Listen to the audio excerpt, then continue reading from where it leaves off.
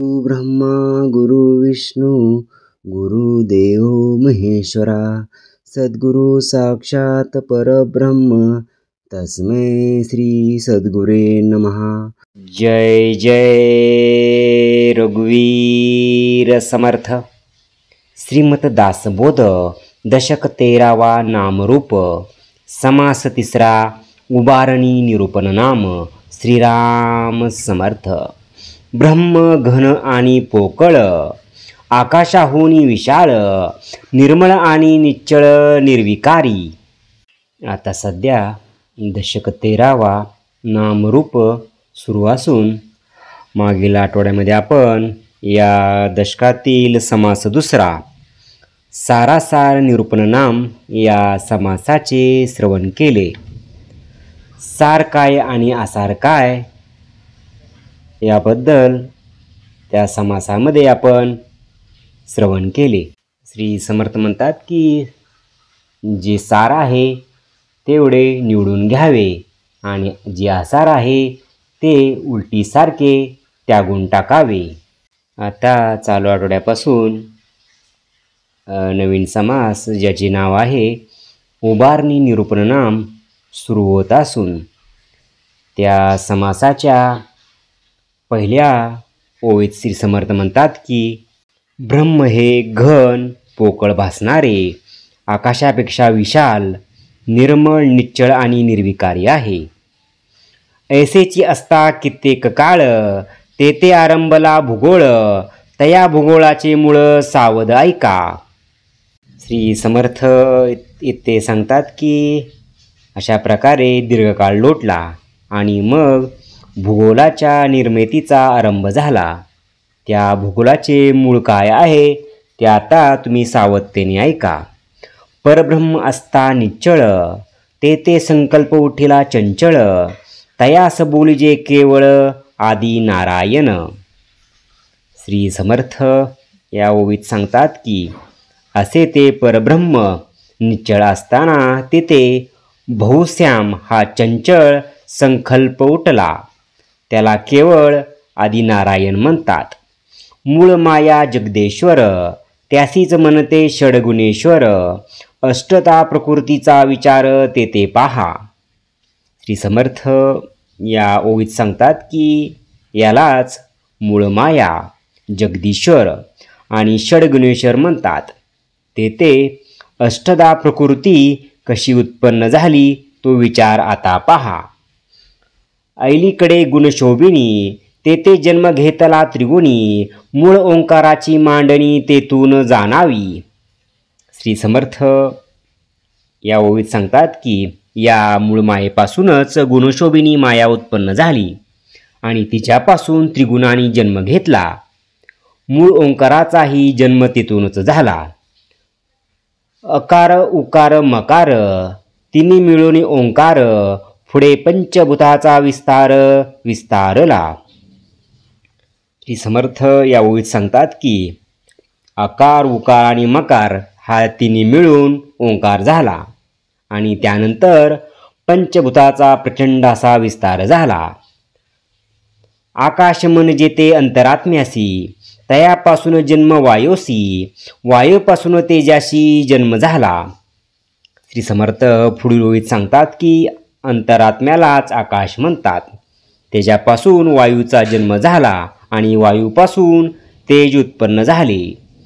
वायूचा कातरा घसवटे तेथे उष्णी वन्नी पेटे सूर्यब्रह्म ते प्रगटे ते ठाई। श्री समर्थ या ओळीत सांगतात की वायूमध्ये घर्षण होऊन अग्नी प्रगट झाला आणि त्यातून सूर्यबिंब प्रगट झाले। वारा वाहतो शीतळ तेने निर्माण झाले जळ ते जळ आळून भूगोळ निर्माण झाला। श्री समर्थ या ओवीत सांगतात की नंतर थंडासा वारा वाहू लागला आणि त्यामुळे तिथे जळ निर्माण झाले आणि ते जळ आळून भूगोळ म्हणजे पृथ्वी निर्माण झाली। त्या भूगोळाच्या पोटी अनंत बीजाची या कोटी पृथ्वी पाण्या होती भेटी अंकुर निगती। श्री समर्थ या ओळीत सांगतात की त्या भूगोलाच्या पोटात म्हणजे पृथ्वीमध्ये नाना प्रकारची अनंत बीजे निर्माण झाली व पृथ्वी व पाणी यांच्या मदतीने त्या बीजातून अंकुर निघाले. पृथ्वी वल्ली नाना रंग, पत्रे पुष्पाचे तरंग, नाना स्वादते मग फळं झाली. श्री समर्थ या ओळीत सांगतात की पृथ्वीवर नाना रंगाची, नाना वेली, पाने, फुले याची निर्मिती झाली. मग अनेक प्रकारची चव असलेली अनेक फळे उत्पन्न झाली. पत्रे, पुष्पे, फळे, मुळे, नाना वर्ण, नाना रसाळे, नाना धान्ये, अन्न केवळे तेथून झाली. श्री समर्थ पुढील ओळीत सांगतात की यानंतर पाने, फुले, फळे, फुले, नाना वर्णाची, नाना प्रकारची, रसायनयुक्त अशी नाना अन्नधान्ये वगैरे सर्व पृथ्वी आणि जलाच्या संयोगाने निर्माण झाली. अन्नापासून झाले रेत, रेतापासून प्राणी निपजत, ऐसी रोकडी प्रचित उत्पत्तीची. श्री समर्थ येथे सांगतात की अन्नापासून वीर्य झाले आणि त्यापासून प्राण्याची उत्पत्ती झाली. या प्रकारे या उत्पत्तीची रोकडी प्रचिती सर्वांना येते.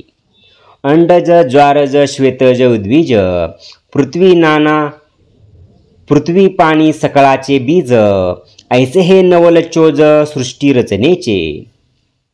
श्री समर्थ पुढील ओळीत सांगतात की अंडज, जारज, श्वेदज आणि उद्वीज या 4 योनी आहेत. या सर्वाची उत्पत्ती पृथ्वी आणि जल तत्वामुळे झाले. 4 खाणी 4 वाणी 84 लक्ष जीवयोनी निर्माण झाले लोक 3 पिंड ब्रह्मांड. श्री समर्थ या ठिकाणी सांगतात की 4 खाणी आणि 4 वाणी मिळून 84 लक्ष जीवयोनीची, तसेच पिंड ब्रह्मांड व तसेच 3 लोक याची उत्पत्ती झाली. मुळी अष्टदा प्रकृती, अवघे पाण्यापासून जन्मती, पाणी नसता मरती सकळ प्राणी. श्री समर्थ या ओळीत सांगतात की मूळच अष्टदा प्रकृती ही सर्व प्राणी हे पाण्यापासून जन्मतात आणि प्राणी नसेल तर कोणताही प्राणी जिवंत राहू शकणार नाही. नवे अनुमानाचे बोलणे, याचा बरा प्रत्यय घेणे, वेदशास्त्रे पुराणे प्रत्यय घ्यावी. श्री समर्थ या ओळीत सांगतात की हे काही अनुमानाचे बोलणे नाही, याचा प्रत्यक्ष अनुभव घेऊन पहावा किंवा तुम्ही वेदशास्त्रे आणि पुराणे यामध्ये ही गोष्ट अनुभवून घ्यावी. जो आपल्या प्रत्यय येना ते अनुमानिक घ्यावे ना, प्रत्ययविन सकळ जना व्यवसाय नाही. श्री समर्थ या ओळीत सांगतात की जे आपल्या अनुभवाला येत नसेल अशा काल्पनिक गोष्टीचा कधीही स्वीकार करू नये. अनुभवाशिवाय सर्व लोकांना प्रपंचात अथवा परमार्थात दुसरा आधार नाही. व्यवसाय, प्रवृत्ती, निवृत्ती दोन्हीकडे पाहिजे प्रचिती, प्रचितीविना अनुमते असती ते विवेकहीन. श्री समर्थ या ओळीत सांगतात की व्यवसाय असो, प्रपंच असो वा परमार्थ असो, दोन्हीकडे प्रचिती असणे अत्यंत आवश्यक आहे. प्रचितीखेरीज जे लोक केवळ अनुमानावर विसंबून राहतात ते विवेकहीन असतात. ऐसा सृष्टी रचनेचा विचार, संकलित बोलीला प्रकार, आता विस्ताराचा संवार तोही ऐका. श्री समर्थ या ओळीत सांगतात की असा हा सृष्टी रचनेसंबंधीचा विचार येथे संकलित करून सांगितलेला आहे. आता या विस्ताराचा संवार कसा होतो तेही ऐका. मूळाहून शेवटवरी अवघा आत्मा रामचिकरी, करी आणि विवरी यथा योग्य. श्री समर्थ या ओळीत सांगतात की मुळापासून शेवटापर्यंत सर्व काही आत्मारामच करत असतो. तोच करतो आणि तोच यथायोग्यही विवरण करतो. पुढे संवार निरोपीला, श्रोती पाहिजे ऐकिला, इतक्या उपरी झाला समास पूर्ण. आणि आता या समासाचा शेवट इथे होत आहेत त्यावेळेस समर्थ म्हणतात की पुढील समासामध्ये संहाराचे वर्णन केले आहे, त्यासाठी श्रोत्याने श्रवण करावे. इति श्री दासबोधे गुरु शिष्य संवादे उभारणी निरूपण नाम समास तिसरा. जय जय रघुवीर समर्थ. ओम श्री गुरु दत्तात्रेय श्रीपाद श्री वल्लभाय नमः. ओम श्री गुरु दत्तात्रेय श्रीपाद श्री वल्लभाय नमः. ओम श्री गुरु दत्तात्रेय श्रीपाद श्री वल्लभाय नमः. ओम श्री गुरु दत्तात्रेय श्रीपाद श्री वल्लभाय नमः. ओम श्री गुरु दत्तात्रेय श्रीपाद श्री वल्लभाय नमः. ओम श्री गुरु दत्तात्रेय श्रीपाद श्री वल्लभाय नमः. ओम श्री गुरु दत्तात्रेय श्रीपाद श्री वल्लभाय नमः. ओम श्री गुरु दत्तात्रेय श्रीपाद श्री वल्लभाय नमः. ओम श्री गुरु दत्तात्रेय श्रीपाद श्री वल्लभाय नमः. ओम श्री गुरु दत्तात्रेय श्रीपाद श्री वल्लभाय नमः. ओम श्री गुरु दत्तात्रेय श्रीपाद श्री वल्लभाय नमः. ओम श्री गुरु दत्तात्रेय श्रीपाद श्री वल्लभाय नमः. ओम श्री गुरु दत्तात्रेय श्रीपाद श्री वल्लभाय नमः. ओम श्री गुरु दत्तात्रेय श्रीपाद श्री वल्लभाय नमः. ओम श्री गुरु दत्तात्रेय श्रीपाद श्री वल्लभाय नमः. ओम श्री गुरु दत्तात्रेय श्रीपाद श्री वल्लभाय नमः. जय सद्गुरु. ओम श्री गुरु दत्तात्रेय श्रीपाद श्री वल्लभाय नमः. ओम श्री गुरु दत्तात्रेय श्रीपाद श्री वल्लभाय नमः. ओम श्री गुरु दत्तात्रेय श्रीपाद श्री वल्लभाय नमः. ओम श्री गुरु दत्तात्रेय श्रीपाद श्री वल्लभाय नमः. ओम श्री गुरु दत्तात्रेय श्रीपाद श्री वल्लभाय नमः. ओम श्री गुरु दत्तात्रेय श्रीपाद श्री वल्लभाय नमः. ओम श्री गुरु दत्तात्रेय श्रीपाद श्री वल्लभाय नमः. ओम श्री गुरु दत्तात्रेय श्रीपाद श्री वल्लभाय नमः. ओम श्री गुरु दत्तात्रेय श्रीपाद श्री वल्लभाय नमः. ओम श्री गुरु दत्तात्रेय श्रीपाद श्री वल्लभाय नमः.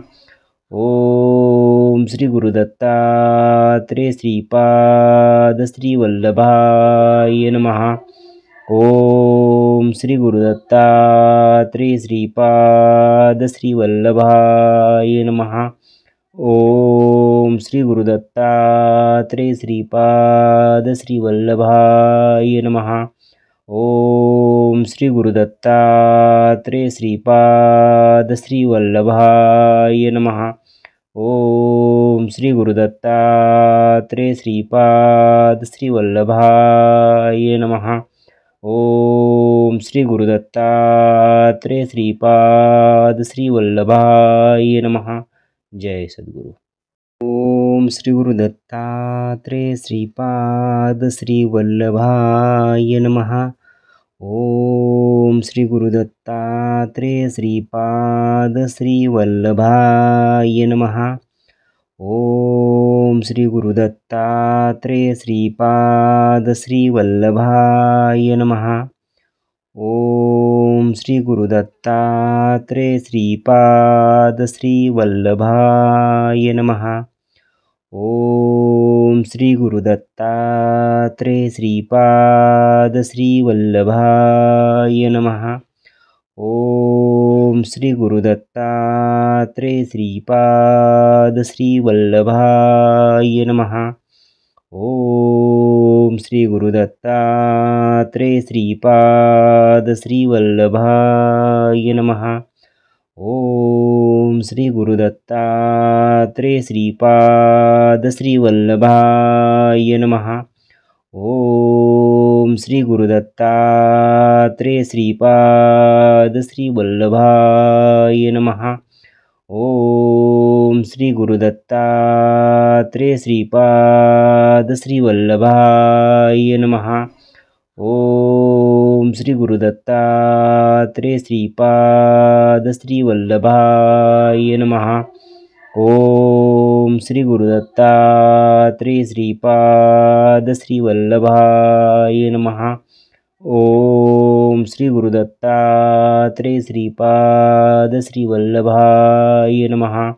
ओम श्री गुरुदत्तात्रेय श्रीपाद श्रीवल्लभाय नमः। ओम श्री गुरुदत्तात्रेय श्रीपाद श्रीवल्लभाय नमः। ओम श्री गुरुदत्तात्रेय श्रीपाद श्रीवल्लभाय नमः। जय सद्गुरु। ओम श्री गुरुदत्तात्रेय श्रीपाद श्रीवल्लभाय नमः। ओम श्री गुरुदत्तात्रेय श्रीपाद श्रीवल्लभाय नमः। ओम श्री गुरुदत्तात्रेय श्रीपाद श्रीवल्लभाय नमः। ओम श्री गुरुदत्तात्रेय श्रीपाद श्रीवल्लभाय नमः। ओम श्री गुरुदत्तात्रेय श्रीपाद श्रीवल्लभाय नमः। ओम श्री गुरुदत्तात्रेय श्रीपाद श्रीवल्लभाय नमः। ओम श्री गुरुदत्तात्रेय श्रीपाद श्रीवल्लभाय नमः। ओम श्री गुरुदत्तात्रेय श्रीपाद श्रीवल्लभाय नमः। ओम श्री गुरुदत्तात्रेय श्रीपाद श्रीवल्लभाय नमः। ओम श्री गुरुदत्तात्रेय श्रीपाद श्रीवल्लभाय नमः। ओम श्री गुरुदत्तात्रेय श्रीपाद श्रीवल्लभाय नमः। ओम श्री गुरुदत्तात्रेय श्रीपाद श्रीवल्लभाय नमः। ओम श्री गुरुदत्तात्रेय श्रीपाद श्रीवल्लभाय नमः। ओम श्री गुरुदत्तात्रेय श्रीपाद श्रीवल्लभाय नमः। ओम श्री गुरुदत्तात्रेय श्रीपाद श्रीवल्लभाय नमः। ओम श्री गुरुदत्तात्रेय श्रीपाद श्रीवल्लभाय नमः। जय सद्गुरु। ओम श्री गुरुदत्तात्रेय श्रीपाद श्रीवल्लभाय नमः। ओम श्री गुरुदत्तात्रेय श्रीपाद श्रीवल्लभाय नमः। ओम श्री गुरुदत्तात्रेय श्रीपाद श्रीवल्लभाय नमः। ओम श्री गुरुदत्तात्रेय श्रीपाद श्रीवल्लभाय नमः। ओम श्री गुरुदत्तात्रेय श्रीपाद श्रीवल्लभाय नमः। ओम श्री गुरुदत्तात्रेय श्रीपाद श्रीवल्लभाय नमः। ओम श्री गुरुदत्तात्रेय श्रीपाद श्रीवल्लभाय नमः। ओम श्री गुरुदत्तात्रेय श्रीपाद श्रीवल्लभाय नमः। ओम श्री गुरुदत्तात्रेय श्रीपाद श्री वल्लभाय नमः। ओम श्री गुरुदत्तात्रेय श्रीपाद श्री वल्लभाय नमः। ओम श्री गुरुदत्तात्रेय श्रीपाद श्री वल्लभाय नमः। ओम श्री गुरुदत्तात्रेय श्रीपाद श्री वल्लभाय नमः। ओम श्री गुरुदत्तात्रेय श्रीपाद श्री वल्लभाय नमः। ओम श्री गुरुदत्तात्रेय श्रीपाद श्री वल्लभाय नमः। ओम श्री गुरुदत्तात्रेय श्रीपाद श्री वल्लभाय नमः। ओम श्री गुरुदत्तात्रेय श्रीपाद श्री वल्लभाय नमः। जय सद्गुरु। जय जय रघुवीर समर्थ। श्रीमत दासबोध दशक 13वा नामरूप समास 3रा उबारणी निरूपण नाम श्रीराम समर्थ।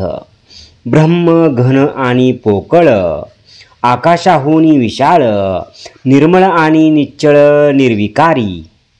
आता सध्या दशक 13वा नामरूप सुरू असून मागील आठवड्यामध्ये आपण या दशकातील समास 2रा सारासार निरूपण नाम या समासाचे श्रवण केले। सार काय आणि आसार काय याबद्दल त्या समासामध्ये आपण श्रवण केले। श्री समर्थ म्हणतात की जे सार आहे तेवढे निवडून घ्यावे आणि जे आसार आहे ते उलटीसारखे त्यागून टाकावे।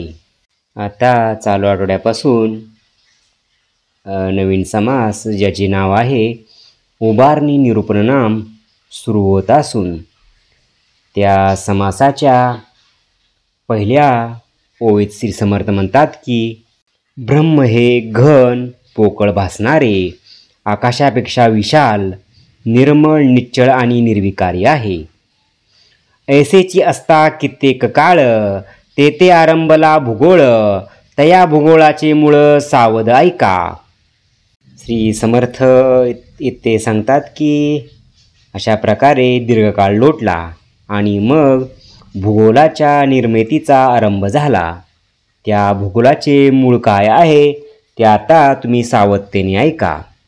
परब्रह्म असता निश्चळ ते संकल्प उठिला चंचळ तयास बोलिजे केवळ आदि नारायण।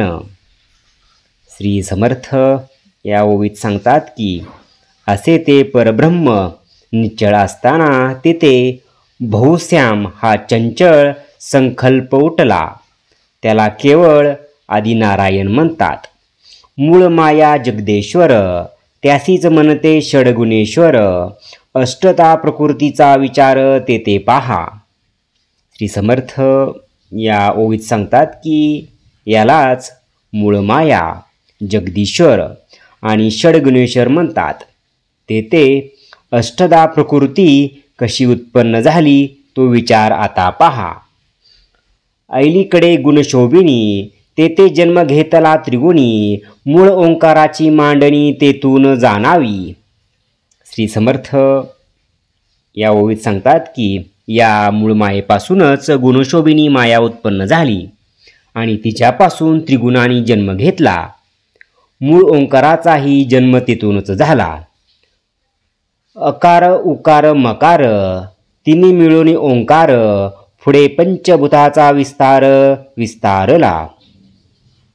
श्री समर्थ या ओळीत सांगतात की आकार उकार आणि मकार हा तिन्ही मिळून ओंकार झाला आणि त्यानंतर पंचभूताचा प्रचंड असा विस्तार झाला।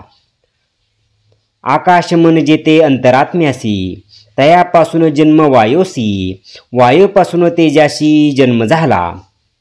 श्री समर्थ पुढील ओळीत सांगतात की अंतरात्म्यालाच आकाश म्हणतात। तेजापासून वायूचा जन्म झाला आणि वायूपासून तेज उत्पन्न झाले।